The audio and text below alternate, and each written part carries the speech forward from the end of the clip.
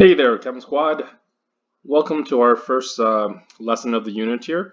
This is going to be on kinetics, otherwise known as rates of chemical reaction. So the way that this works is it kind of simulates what we usually do every day on the whiteboard, but instead, because we're social distancing from each other, I'm just going to have my notes explained out here, and you can pause at any time to catch up, and you can fast forward too sometimes if you feel like you already know what I'm talking about.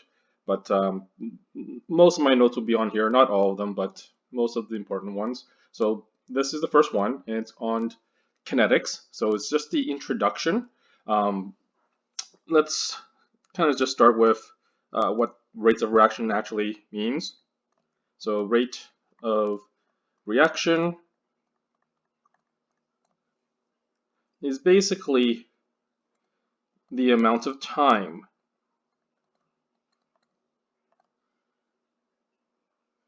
that is required for reactants to form products.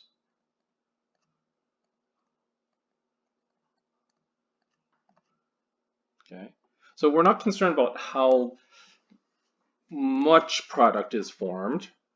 Okay, we are concerned about how long it takes to complete the reaction. Okay? So usually we look at things like how much mass of something is produced over a certain amount of time, or how many moles of something is produced over a certain amount of time. If we just use a really generic reaction, okay, one that you've seen before. So let's take some hydrogen. Okay, I'll draw out the two hydrogen molecules here like this. Okay, so you have two hydrogen atoms, okay, bonded into a molecule, added to two oxygens. Okay, so they're a little bit bigger, but again they're diatomic, so they're always stuck together. And we have a variety of things that they can turn into, but water is usually the most common. Okay, so we'll have balanced it. Okay. So when you have two hydrogens plus two oxygens, they will eventually form two molecules of water. So we'll draw out those two molecules.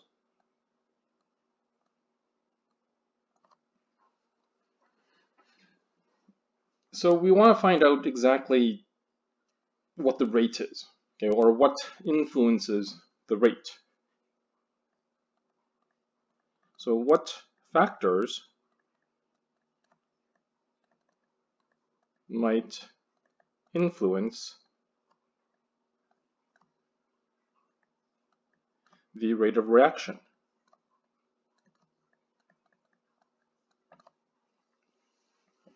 How can we speed it up? How can we slow it down? We're not concerned about making more water, okay, but we are concerned about how quickly the process might take. So if we actually look at factors, I'm going to divide this video into two parts because YouTube only lets me really save 10 minutes worth of video time. So when we look at factors, the one that we can start off with first is concentration.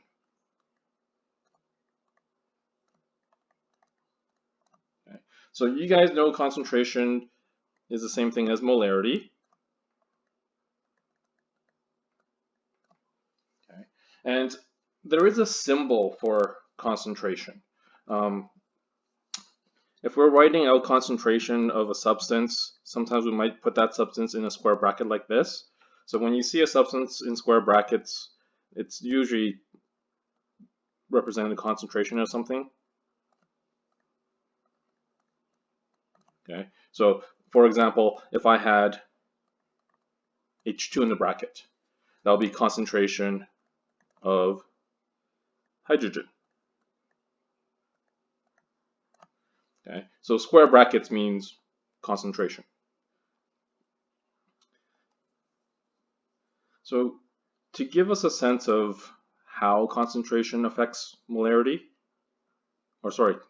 how concentration affects rates of reaction, let's look at a container that contains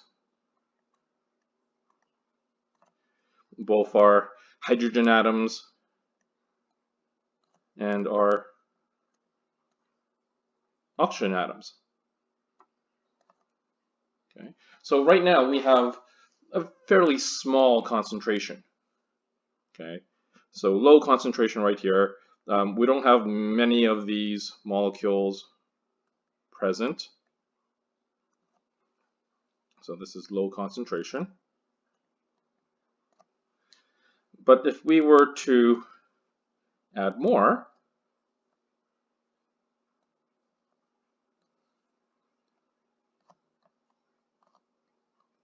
so I'm going to approximately double the amount here. 1, 2, 3, 4, 5, 6, good. 1, 2, 3, 4, 5, and 6. Okay, this is a higher concentration. Same molecules, just more of them. So the way that this kind of works is, in order for hydrogen and oxygen to make water, they actually have to collide with each other. Okay, so in this space here, you'll notice that there's a lot of room for those hydrogens to move around. Okay, and some of them might collide like that, but again, most of these probably can move around and never really collide with them very frequently. Okay, so we basically say that this has few collisions,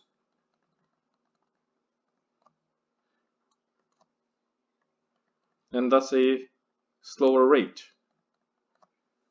Okay, because only the ones that collide will eventually form your products. But over here, once you've increased the amount of molecules or particles, okay, it doesn't take long for them to collide. Because they're so close to each other, collisions occur quite frequently. So we say that there are more collisions.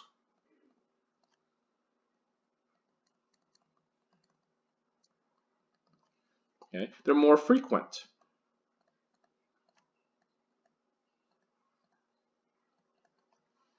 And because of that, you have a faster rate. Okay, so a faster rate of reaction. So the bottom line is, when you increase the concentration of something, it increases the rate of reaction.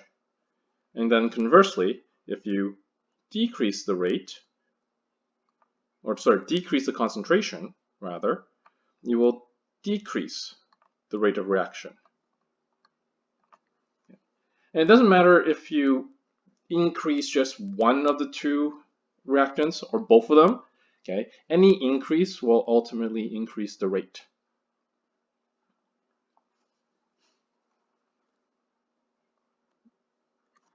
Okay, the second factor is temperature.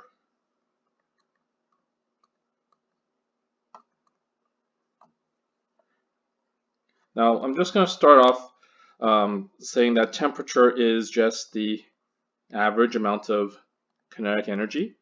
And kinetic energy, as you know, is the energy to do work. So the more energy that you add in, the more work that's being done. So I think you might be able to figure out how this would actually affect the rate of reaction. So unfortunately, my time is running out, so I'm going to have to do this next section in the next video. So you guys can just click on the link for next video and it'll pop up and we'll carry on with this mini lesson.